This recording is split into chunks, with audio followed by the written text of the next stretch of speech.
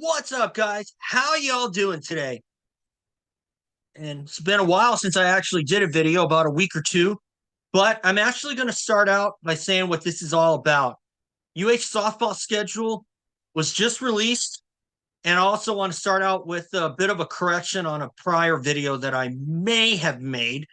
And I did indicate, but I also want to point out one thing that I did say in that video, and that does have to do with the softball team, University of Hawaii. And I had possibly indicated that Maya Nakamura was not returning for her senior year, but as it turns out, she is returning for her senior year. So obviously I had it wrong. It turns out that when I saw this video that she was going to be part of the coaching staff, I thought it was at UH. It was actually for something else. I think it's for a softball team on Maui, as somebody had pointed out to me. So I want to issue that correction. So obviously, no one's perfect. I mean, I only saw that video once, so obviously, I did not count on that happening, and of course, I do get things wrong, and I mean, hey, no one's perfect. I mean, I thought that Maya Nakamura was going to be foregoing her senior year. But it turns out she will be back because she was in the. But one thing of note, she was in the graduating class of spring 2023, and and at first I thought she was going to be leaving, but it turns out she isn't. So now I did want to point out, though, just to kind of cushion the blow a little bit, that I had said it's starting to look like. When I said that, I did mean when I said that it wasn't set in stone. I don't know it. I kind of speculated a little bit.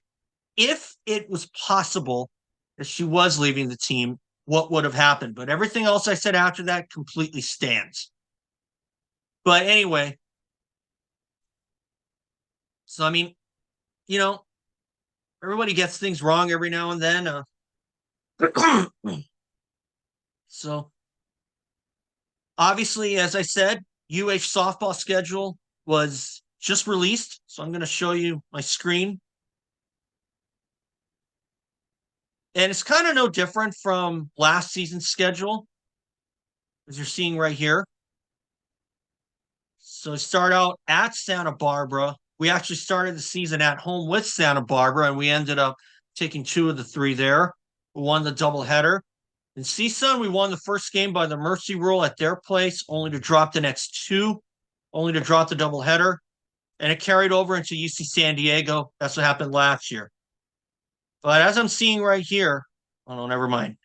Never mind. They are counting for conference. UCSD at first did not count for conference, but that was only men's basketball. So I like to think that we can take at least 2 from all of these teams, maybe with the exception of CSUN and Cal Poly. I don't know yet because I haven't seen CSUN play, at least CSUN softball. And just a little update on that. CSUN, that is actually where Jadyn Nielsen transferred to, and Brianna Lopez ended up transferring to Ole Miss. And I did actually get some good words from Bri Lopez. I'm going to show that later. But anyway, as far as this season is concerned, I do believe that we will have a good season. I do think that they can finish third, which is why I'm picking them for third place again. But they needed a 3-0 series last year, and unfortunately, they did not get it. Even against some teams that look like strong possibilities. And for them to not get a 3-0 series, yeah, that was pretty sorry guys. That was pretty disappointing. But anyway, sorry guys, I was just getting my phone set. So anyway, but what is definite is we did lose Jadyn Nielsen, she transferred to CSUN, and we did lose Brianna Lopez. She did transfer to Ole Miss. And Maya Nakamura is returning. She is going to be on the coaching staff at somewhere else. It's a softball league on Maui. That's all I know. But anyway, and Dallas Millwood should be back, and I think she is back next season, and I'm very happy about that. I would pick them for third as well, just like with the UH men's basketball team with the guys they picked up. But we'll see what happens.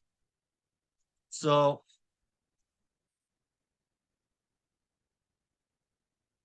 so obviously, as you can see, the schedule is no different. It's just kind of flip flopped at where you're playing.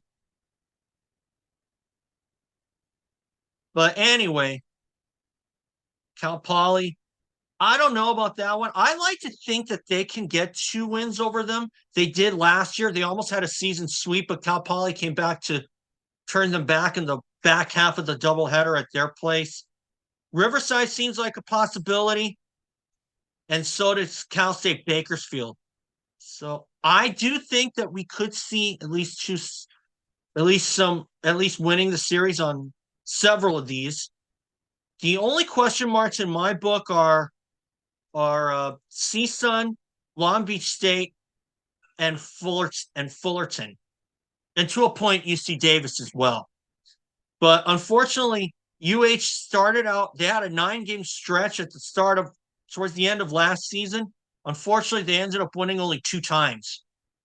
So they ended up winning the first game at home against the Beach, and only to drop the doubleheader, losing in the mercy rule in the back half. And that was pretty disappointing as well.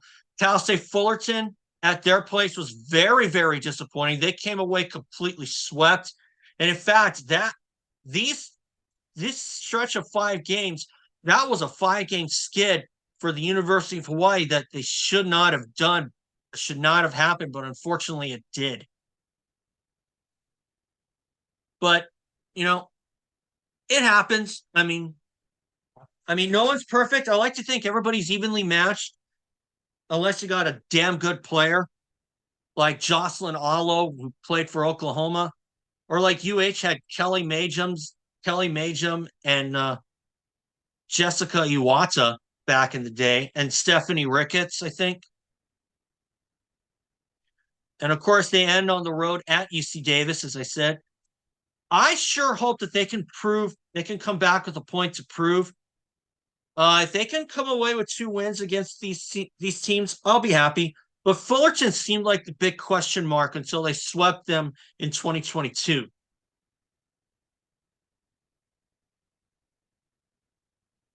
So I sure hope that they picked up some girls to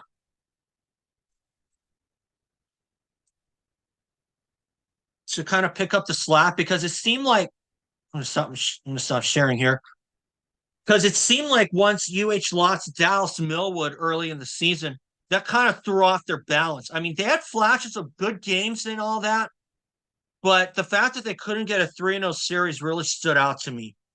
But still, I thought they had a successful season, and I thought 30 wins was certainly nothing to sneeze at.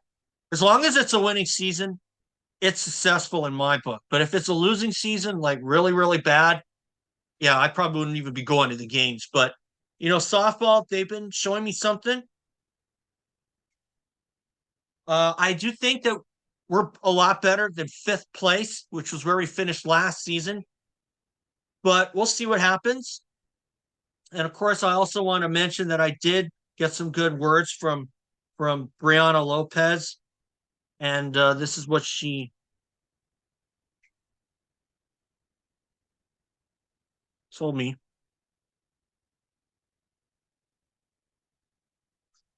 So, as a matter of fact, I'm going to share my screen one more time.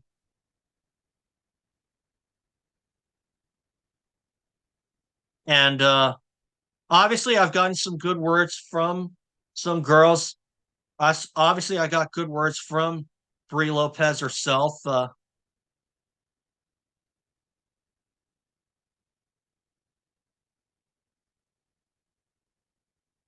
Let's see if I can find that so I could show it to you. Of course, obviously I just did, but maybe I can show it to you much better here. Here we are.